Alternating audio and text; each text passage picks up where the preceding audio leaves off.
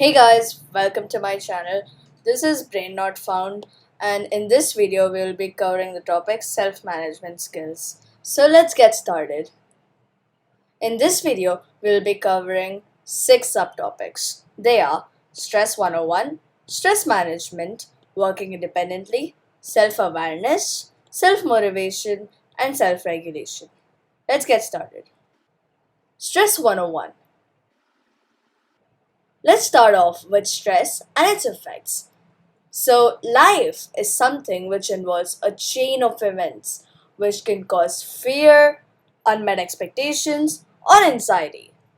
And this can create a chaotic experience for an individual, resulting in emotional disturbance which he will be facing. The things which cause stress are called as stressors, and they can result in headaches on a small scale up to addictions, and on a large scale, they can cause heart diseases. So, who suffers from it?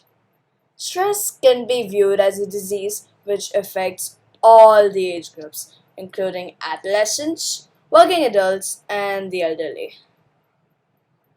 So now let's go over the causes of stress, or basically the stressors.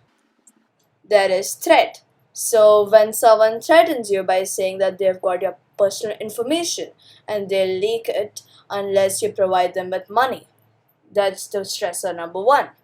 Or you could be under a dangerous situation, like a plane crash or a ship sinking. Okay, I tried. Never mind. Or it could be peer pressure. Like example, you're getting low grades and this is causing you to undergo some peer pressure. Financial loss. Financial loss is something which is only faced by adults. This is when they are in debt and they really can't pay their bills. As you can see, this guy floating on the water with the dollar symbol. Really hope you guys like these illustrations. Let me know in the comments down below. Then there is discrimination. Discrimination is faced by many individuals in this society on the basis of race, color, gender, etc. And discrimination can also cause people to undergo some bad experiences due to bullying. Now, let's go over the types of stress. That is chronic stress, acute stress, and eustress. Basically, chronic stress can be called as distress. Acute stress can just be called as stress, and eustress is just eustress. So, chronic stress. This is like the extreme form of stress where the person is exposed to stressors repeatedly, which takes a heavy toll on that person's physical and mental health, which can cause him to undergo depression for a long time. Then, there is acute stress. This is something which is very temporary and usually ends in some time. Eustress. This is the good form of stress. Trust me. This helps you in pushing your limits and provides you with energy and motivation to succeed in life. Moving on. Let's start off with stress management. Stress management is something which is extremely important in your life. Let's see why. Stress management is a wide range of techniques which helps individuals in not thinking of anxiety or negative thoughts and work on their overall well-being by enabling them to cope with psychological stress. So, stress management. It has a lot of techniques which helps you in clearing your mind from negative thoughts or anxiety or other things like that and help you to become an overall better human by letting you cope with stress. Now, let's go its benefits. It can help you react positively in difficult situations. Also, it allows individuals to understand their levels of stress and think of resorting to helping themselves or seeking advice from professionals. So, suppose you find out that your levels of stress are extremely high and you really can't help yourself, then you can always ask professionals for help. There are many websites available for the same, and you can also remain anonymous. Stress management can help you identify the type of stressor. There are 3 types of stressor. There is positive, dangerous, and irrelevant. After identifying the type of stressor, stress management allows you to use practical measures to deal with such stressors. Lastly, stress management brings a positive change in the outlook and lifestyle of the person. Now, let's see what the techniques which are involved in stress management. There is physical exercise, yoga, meditation, vacations with friends and family, and nature walks. Let's go over them individually. Let's start off with physical exercise. So, physical exercise is something which makes a person active and builds a strong immunity. This can result in releasing endorphins. Endorphins are basically chemicals in the brain which are natural painkillers. And they can also help you overcome insomnia, which is common in many teenagers nowadays. Physical exercise can also help you in venting out or not thinking of negative feelings. They can also help you in tackling difficult situations positively, as I mentioned earlier. They improve your state of body and help you in building confidence and self esteem. Yoga. Yoga is something like a fine legacy to the Indian culture, and it is practiced mainly for spiritual growth and enlightenment of the soul. It helps in relieving stress and uplifting the mood by reducing the cortisol hormone levels. So, the cortisol hormone is basically the stress hormone. It can also let you get a sound sleep and provides you with a sense of happiness in your life. It enables you to focus on what's going on now and also gives you an emotional control over yourself and control your impulses. Meditation. Meditation is a way of bringing positivity into one's life and helps one stay calm and peaceful. It's basically a natural and inexpensive way to provide immunity to stress. Moving on, its benefits are that it again helps individuals to focus on the present or what's going on right now. It helps in building up creativity, tolerance, imagination, and it also helps in changing the perspective whenever required, especially in commerce. Then, it provides you with motivation and reduces negative feelings. And it helps you develop a sense of self awareness. We will be knowing more about self awareness later on in this video, so stay tuned for that. Vacations with friends and family. Vacations are something which provide a refreshing break from the normal hectic routine and help one deepen social relations and break the monotonousness of life. So, its benefits. Of course, it adds variety to a monotonous life. So, for example, you're a person who follows a hectic schedule every single day. Like you just wake up, have your breakfast, go to school, come back, study, have your food, sleep. That's pretty hectic. Then, vacations can provide some variety to your life. They can help you create memorable moments with your friends and family, help you develop various hobbies like photography, bird watching, etc. They can also help you develop a sense of creativity, self inspiration, and socializing as you're indeed spending time with your friends and family. They are also extremely relaxing and rejuvenating as you're actually out in the nature and not confined to four walls. Taking nature walks. Taking nature walks helps one admire nature's beauty, and this has a calming effect on our minds. So, taking nature walks can help calm a disturbed mind. They can improve the positivity and mental well being, and they can also help you develop various hobbies like photography again, as you're out in the nature and you can admire its beauty and share it with others through social media, etc. They can also help you develop a sense of creativity, self inspiration, and socializing again, and help you induce cooperation, unity, and harmony. Now, let's see whether too much stress is bad for us.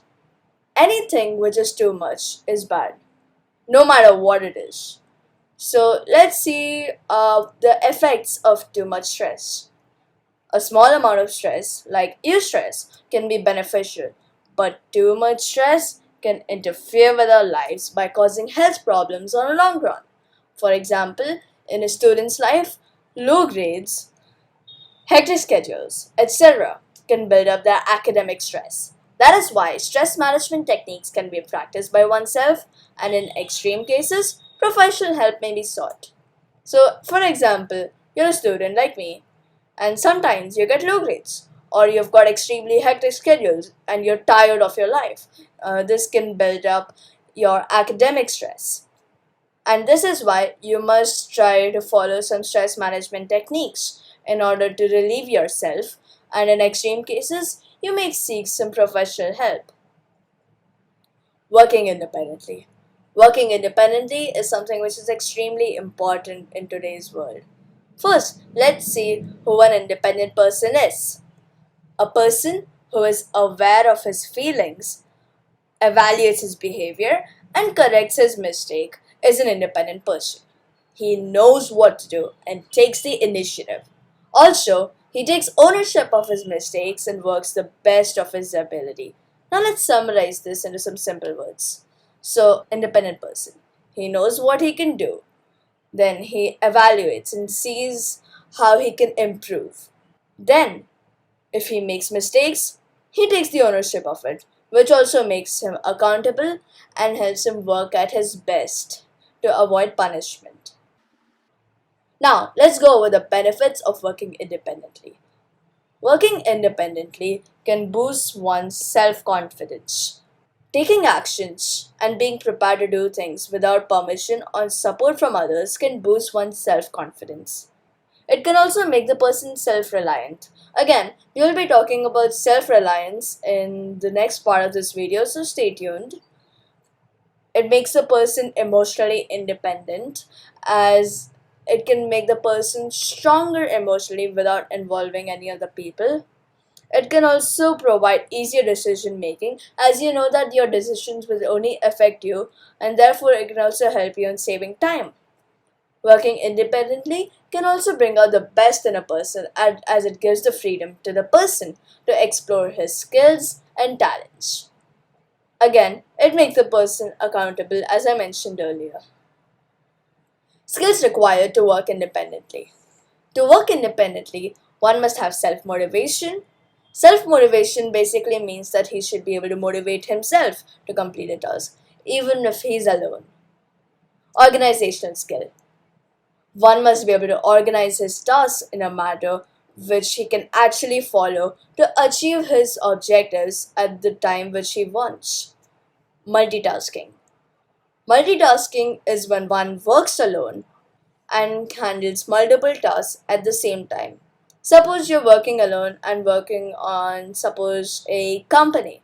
You'll be having to do all the tasks like the front end, back end, marketing, etc. You should be able to do that at the same time. Discipline. One should follow this planned schedule after organizing the tasks using their organizational skill. Communication skills. So you're working independently. That doesn't mean that you're not going to be communicating with others. You're going to be communicating with your clients, for example.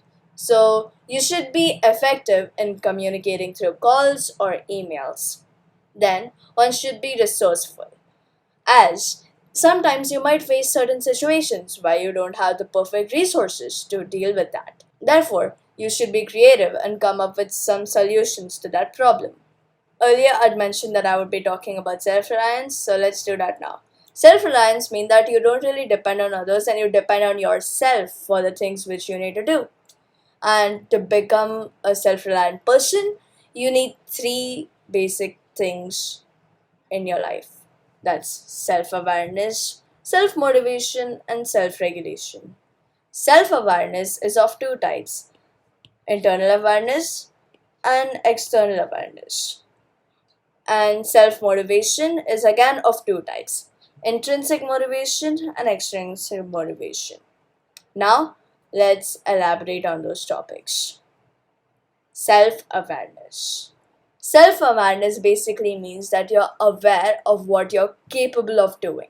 And it also allows one to see how others think about their attitude, their responses, etc. And when one is self aware, this increases their confidence at the same time and also helps them become innovative and empathetic. Self awareness can also allow individuals to become better leaders and let them work independently. So, as I mentioned earlier, self awareness is of two types, external and internal. First, let's see what external self awareness is. So, self awareness is about how others perceive you and not how you look at yourself. There are some people who care too much about external self awareness, and they are called pleasers. And they are the ones who like to behave in a socially acceptable manner all the time so that people think that they are absolutely perfect.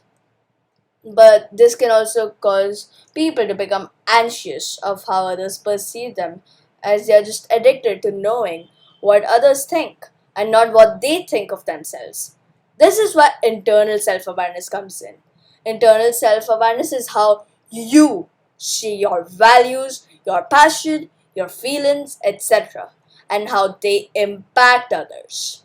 This also has positive impacts like high satisfaction when you achieve something. It also provides you with personal and social control and provides you with a sense of happiness. However, it also has its own negative impacts like anxiety, stress, and depression when you feel like you're not good enough. Hence, to become more self aware, you must question yourself every single day and think about what went well and what didn't. And also think about how you can become smarter for the tomorrow. Now, let's see the four leadership archetypes. So, this was something which Dr. Urich came up with along with her team, and she divided the leadership archetypes into four, and we will go over each of them. So, there are the introspectors, the people who are aware, the seekers, and the pleasers. Introspectors are the people who are clear on who they are, but they really don't challenge their views or try to get feedback from others.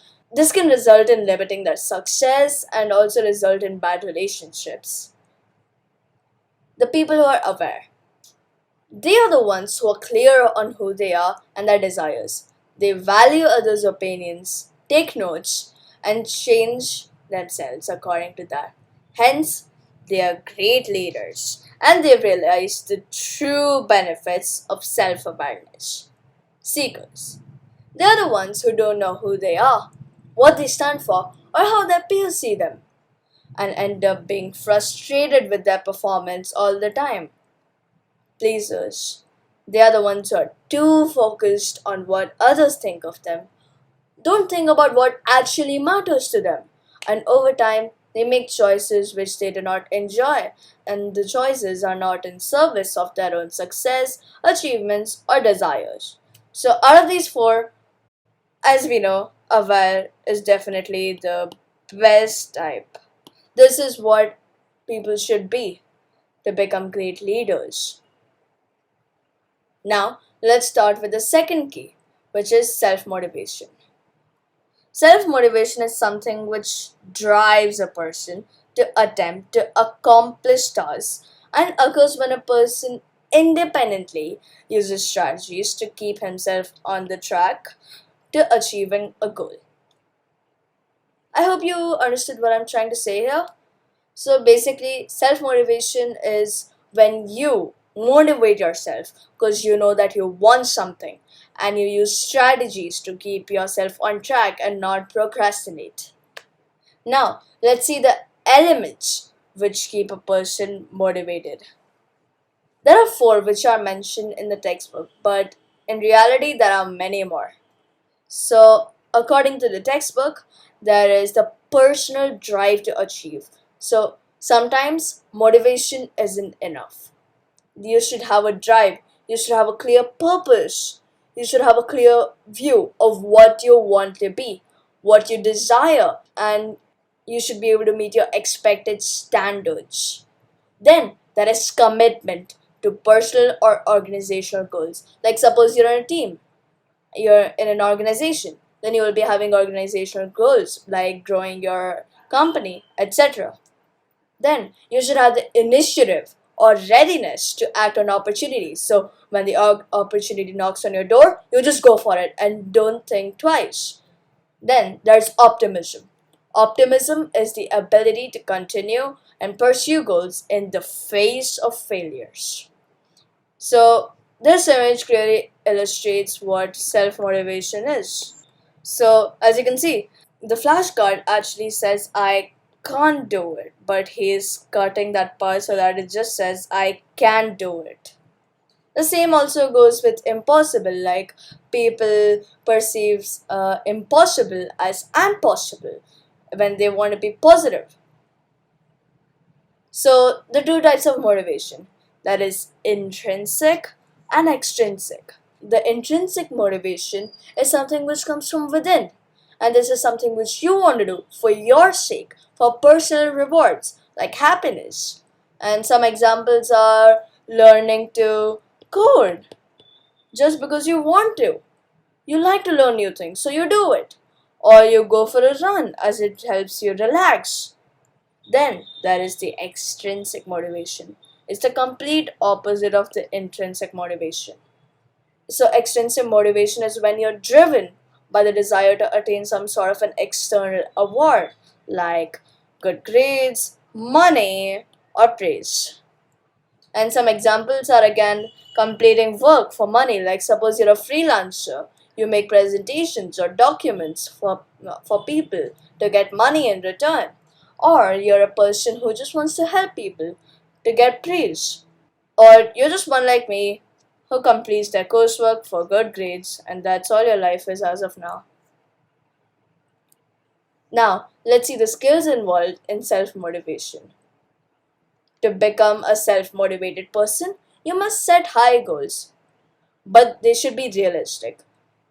If you set unrealistic goals and you don't achieve them, it can make you demotivated.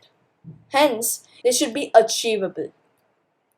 Next, you must take an appropriate level of risk. You mustn't take an extremely high risk or a low risk.